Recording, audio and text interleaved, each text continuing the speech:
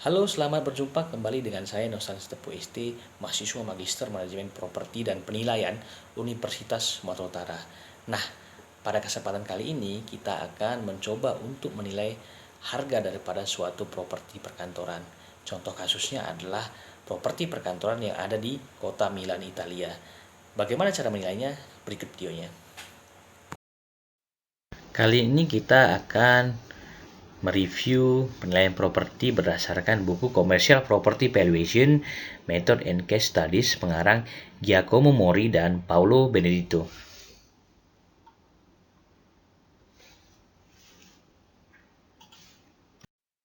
Chapter yang kita bahas adalah chapter 9 mengenai penilaian properti kantor. Studi ini difokuskan pada penentuan elemen kunci seperti time horizon, arus kas perantara, terminal value, dan tingkat diskonto. Deskripsi properti yang akan kita nilai merupakan suatu pusat perkantoran yang berada di kota Milan, Italia dengan umur bangunan 10 tahun. Properti ini merupakan bekas kawasan industri yang akan diregenerasi menjadi perkantoran. Nah, adapun akses transportasinya adalah 1,5 km menuju stasiun kereta api, 5 km menuju persimpangan jalan raya dan lingkar eksternal. Nah, adapun struktur dan fasilitas daripada properti yang akan kita nilai ini adalah struktur pendukung dari beton bertulang dan kaca kontinu PKD, ruang bawah tanah yang menampung arsip, gudang dan tempat parkir mobil 5 lantai, tangga dan lift, boiler AC dan sistem pendingin, sistem pemadam kebakaran seperti selang, fire hydrant, dan juga detektor asap. Nah, untuk melihat fasilitas-fasilitas yang ada di properti yang kita akan review ini dapat dilihat pada tabel 91 dan 92. Fasilitas dan luas. Contoh, tenan A dengan luas 2.750 meter persegi dan weighted factor 100%. Nah, artinya di sini bahwa luas efektif yang dapat digunakan oleh atau disewakan oleh tenan A adalah 100%, yaitu 2.750. Nah, begitu juga dengan storage rooms dengan luas 350 meter persegi dengan weighted factor sebesar 50%, jadi area yang dapat digunakan sebesar 175 meter kuadrat. Begitu juga dengan uncovered parking, di mana luas areanya adalah 300 meter persegi dan weighted factor sebesar 10%, sehingga yang dapat digunakan adalah 30 meter persegi. Begitu juga dengan covered parking dengan luas 400 meter persegi dan weighted factor sebesar 25%, sehingga luas area yang efektif jadi 100 meter persegi. Nah, total daripada luas area tenan A yang dapat digunakan adalah 3.055 meter persegi. Begitu juga dengan tenan B, tenan C, tenan D, dan tenan-tenan yang lainnya. Sehingga didapatkan total weighted lettable area sebesar 16.035 meter persegi. Nah, artinya bahwa properti perkantoran tersebut memiliki luas area yang efektif untuk disewakan sebesar 16.035 meter. Nah, yang kedua adalah bagaimana kita menentukan luas area per meter persegi per tahun.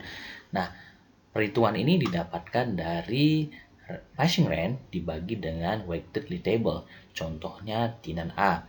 Tenan A itu mempunyai harga per tahunnya itu sebesar 572.836 euro dibagikan dengan 3.055. Jadi didapatlah tenan A itu passing rent-nya itu sebesar 187,5 meter persegi per tahun dengan opsi perpanjangan itu selama 6 tahun. Nah, total daripada tenan-tenan ini semua atau passing rent-nya itu sebesar 1.815 euro, 33. Nah, bagaimana metode penilaian yang dilakukan? Yang pertama adalah properti nilai termasuk properti komersial fleksibel, di mana terjadinya pemisahan antara pemilik dan pengguna. Dengan pemisahan tersebut, informasi mengenai pendapatan akan mudah dikumpulkan. Pilihan terbaik untuk metode penilaian adalah metode kapitalisasi pendapatan. Yang kedua, metode penilaian yang digunakan adalah pendekatan kapitalisasi langsung dan pendekatan arus kas diskonto. Elemen yang harus diperhatikan adalah apakah semua properti disewakan, apakah harga sewa sesuai ERP, apakah gedung memerlukan peningkatan modal perbaikan. Nah, karena terdapat sekitar 40% ruang kosong, maka waktu dan biaya pada penyewaan harus dipertimbangkan. Oleh karena itu, pendekatan arus kas dinilai dengan cara terbaik dalam memperkirakan nilai pasarnya. Nah, dari dua metode ini, berdasarkan tingkat kekosongan tadi dan waktu serta biaya, maka sangat baik apabila kita menggunakan pendekatan arus kas diskonto.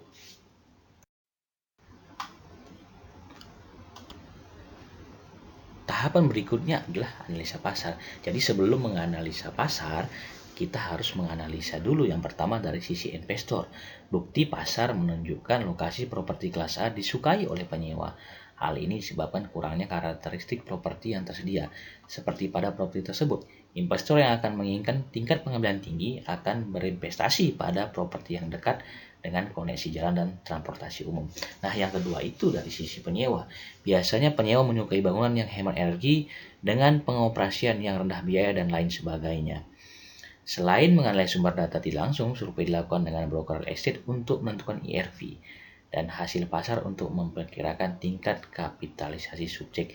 Jadi, di sini dalam menganalisis pasar perlu juga kita untuk mengetahui pembanding daripada objek yang akan kita nilai. Nah, perbandingan properti, ada beberapa properti yang dibandingkan yang sejenis. Nah, itu dapatlah passing rent-nya. Yang pertama itu 176 euro, kemudian 192 euro, 178 euro, kemudian 189, 183 dan 184. Nah, hasil ini rata-ratanya didapatkan IRB sebesar 185 per meter kuadrat. Nah, di tabel yang kedua ini dinilai bahwa peningkatan daripada properti jenis itu berapa. Nah, dirata-ratakan ini sebesar 7%. Nah, jadi perbandingan tersebut mendapatkan tingkat kapitalisasi rata-rata 7%. Nah, pada kesempatan kali ini atau pada properti ini yang dinilai tingkat kapitalisasi yang digunakan adalah sebesar 7%.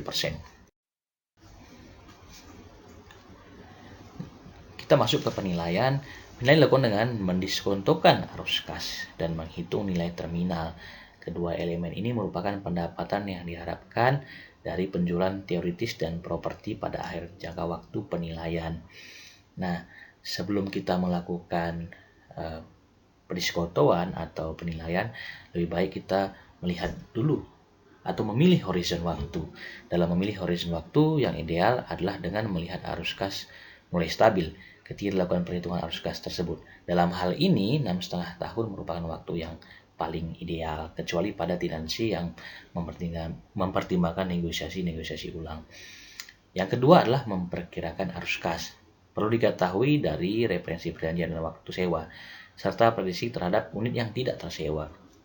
Yang ketiga, memilih tingkat pertumbuhan arus kas. Untuk unit sewa, pertumbuhan harga sewa akan diperkirakan tumbuh sejalan dengan tingkat inflasi yang diharapkan. Dalam beberapa kasus, selain sewa, sumber pendapatan potensial lainnya dapat dipertimbangkan seperti papan reklame atau tiang telekomunikasi. Penghasilan ini seringkali didasarkan pada kesepakatan itu berbeda dengan sewa utamanya.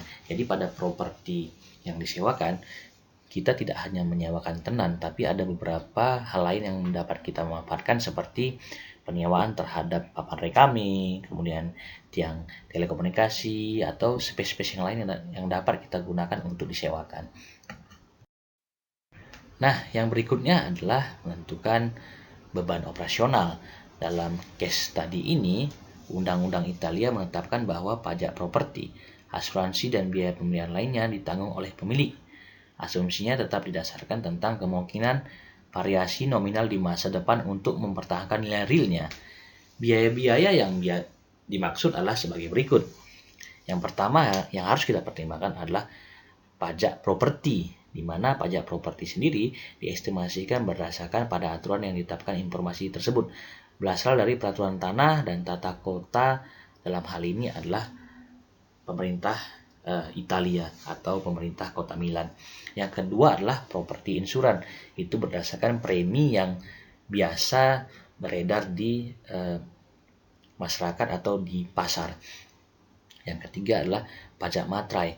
Nah, pajak materai di sini diperkirakan sebesar 0,50% daripada nilai sewanya. Yang keempat adalah extraordinary maintenance. Biaya ini mempertimbangkan kondisi properti, di mana pada kasus ini harganya sebesar 0,50% dari biaya rekonstruksi bangunan yang telah diperkirakan sebesar 1.100 meter persegi. Yang kelima adalah biaya pengelolaan properti dan fasilitas diperkirakan 2% dari pada harga sewanya.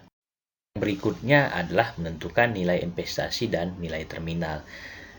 Untuk menentukan nilai investasi yang dilakukan pemilik antara lain, yang pertama itu adalah modal pengeluaran yang telah diperkirakan sebelumnya sebesar 300.000 euro. Nah, ini untuk sertifikasi keamanan dan pendidikan daripada karyawan untuk pengelolaan properti. Nah, yang kedua adalah investasi TI yang diperkirakan sebesar 50 euro per meter kuadrat dan kenaikan disesuaikan dengan inflasi. Yang ketiga adalah leasing fees yang diperkirakan sebesar 10% dari sewa tahunan. Nah, yang berikutnya adalah terminal value, di mana kita tahu bahwa terminal value ditentukan dengan menerapkan pendekatan kapitalisasi langsung, kependekan setelah periode terakhir, dengan rumus waktu N ditambah dengan 1, khususnya pendapatan bruto efektif. Oleh analisis pasar, diperkirakan sebesar 7%. Yang berikutnya yang tidak kalah penting adalah menentukan tingkat diskonto, di mana di sini kita menggunakan komposisi hutang atau D itu sebesar 60%, ekuitas atau E itu menggunakan sebesar 40%.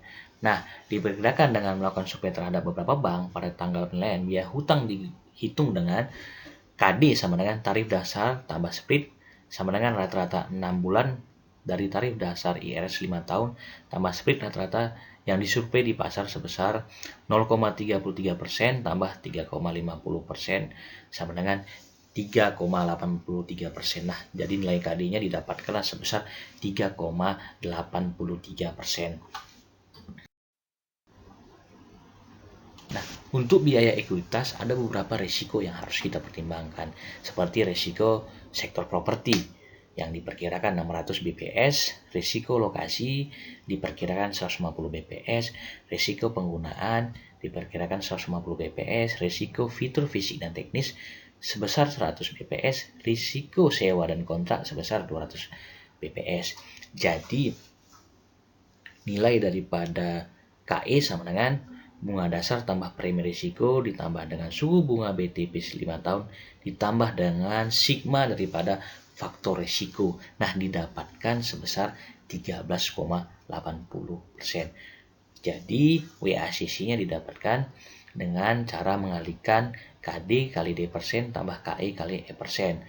3,83% kali 60% tambah 13,80% kali dengan 40%. Didapatkanlah tingkat diskontonya sebesar 7,82%.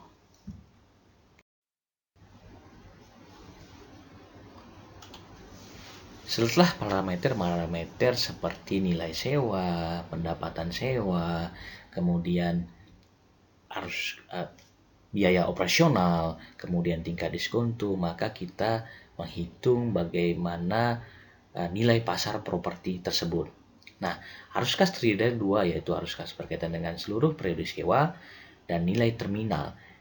Diskonto dua arus kas tersebut terpisah menyebabkan rincian nilai total properti. Model pendekatan arus kas diskonto yang merangkum asumsi-asumsi yang dibuat pada paragraf-paragraf sebelumnya ditunjukkan pada tabel 95. Nah, dari hasil perhitungan didapatkanlah bahwa nilai pasar properti subjek pada tanggal penilaian adalah 39.020.000 euro.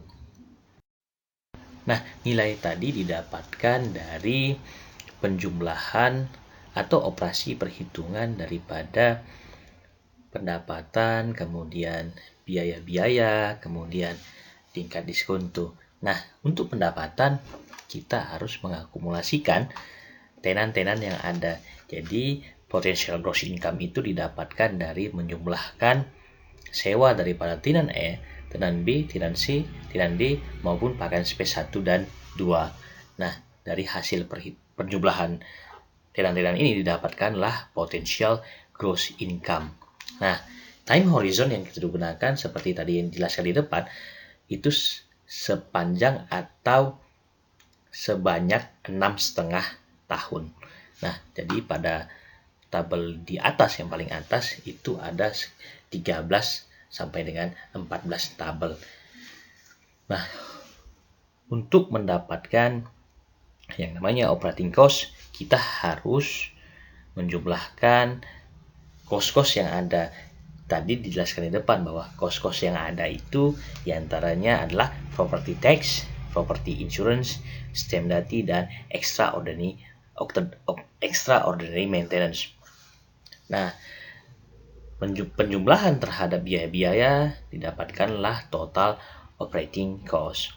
Nah, untuk mendapatkan net operating income, maka kita harus mengurangkan effective gross income dikurangi dengan total operating cost.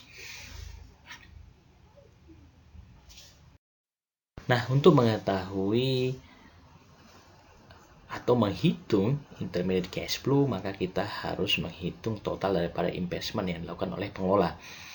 Yang pertama adalah capex sebesar 300.000 euro, kemudian tenant improvement sebesar 50 euro per meter kuadrat, leasing fees 10% daripada headline rent. Nah, total investment yang dilakukan oleh pengelola sebesar 458.813 euro. Nah, untuk mendapatkan hasil intermediate cash flow, maka kita harus mengurangkan net operating income dikurang dengan total investment. Untuk tahun pertama atau semester pertama didapatkanlah intermediate cash flow-nya sebesar 298.315 euro. Nah, berikutnya adalah menghitung terminal value. Pada kasus ini didapatkanlah terminal value-nya sebesar 45.069.970 euro. Nah, ini harus dikurangkan dengan brokerage fee sebesar 0,50% daripada terminal value. Nah, total terminal value final cash flow sebesar 44.844.620 euro. Nah, untuk mendapatkan total discounted cash flow, maka kita harus menghitung discount factor, di mana tadi di depan bahwa kita telah mendapatkan tingkat diskonto sebesar 7,82%. Jadi diskon factor untuk tahun pertama atau semester pertama sebesar 0,9814. Nah, discounted cash flow-nya didapatkan dengan mengalihkan total cash flow to be discounted dikalikan dengan discount factor-nya. Nah, didapatkanlah bahwa sum of discounted intermediate cash flow-nya sebesar 11.529.726 euro. Sedangkan untuk terminal value-nya didapatkan sebesar 27.494.338 euro. Nah, market value-nya didapatkan dengan menambahkan intermediate cash flow ditambah discounted cash flow. Maka didapatkanlah market value sebesar 39.024.063 euro, atau dibulatkan menjadi 39.020.000 euro. Kita akan melakukan perbandingan dengan menggunakan pendekatan kapitalisasi langsung. Nah, mengingat adanya properti kosong, pertimbangan dapat juga dilakukan dengan metode kapitalisasi langsung, tapi dengan mempertimbangkan perkiraan ERV-nya, di mana ERV-nya sebelumnya didapatkan sebesar 185 euro per meter kuadrat. Yang kedua adalah rata-rata sewa sebesar 187,5 euro per meter kuadrat per tahun, dan potensial gross income yang didapatkan dari total weighted table sebesar 16.035 dikalikan dengan 185 euro dengan hasil 2.996.475 euro. Nah, jika pendekatan build up diterapkan, perubahan yang diperlukan untuk mempertimbangkan perbedaan risiko perlu dibuat. Premi risiko dihitung dengan mengalihkan 0,50% dikalikan dengan 15. Premi risiko didapat sebesar 7,5%.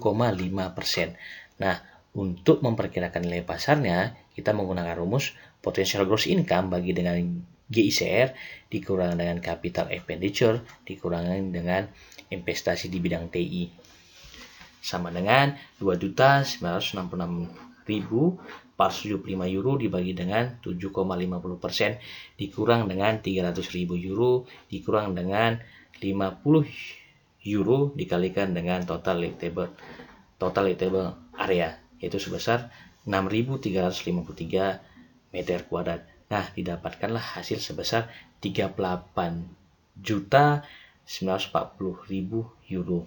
Nah, dari perhitungan ini sebenarnya hasilnya tidak terlalu jauh, tapi pendekatan dengan arus kas diskonto itu lebih baik karena menggunakan data-data yang lebih akurat seperti data-data keuangan, kemudian horizon waktunya, dan kemudian biaya-biaya atau investasi yang dilakukan.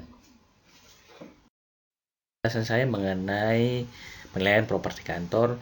Apabila terdapat kekurangan daripada penjelasan saya, mohon tinggalkan pesan di kolom komentar. Terima kasih dan sampai jumpa.